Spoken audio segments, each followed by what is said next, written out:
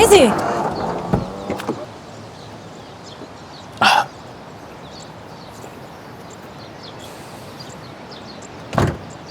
هو انت يعني ايه بالك 3 ايام ما بترديش عليا؟ ويا ترى ده ما فهمكش اي حاجه؟ ما بردش عليك 3 ايام وانت متصل فوق ال100 مره، تفتكر ده معناه ايه؟ مش معناه اي حاجه، عشان كده انا جيت لان انا محتاج افهم.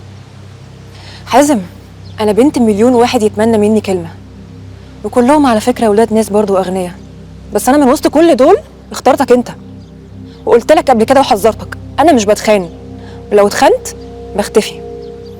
ويظهر بقى انك افتكرت اني بقول اي كلام. يا ريت ما تتصلش بيا تاني ولا تخليني اشوفك بالطريقه دي تاني. استني. هو انت عايزه ترصي لي كل الكلام ده ومش عايزين نرد حتى؟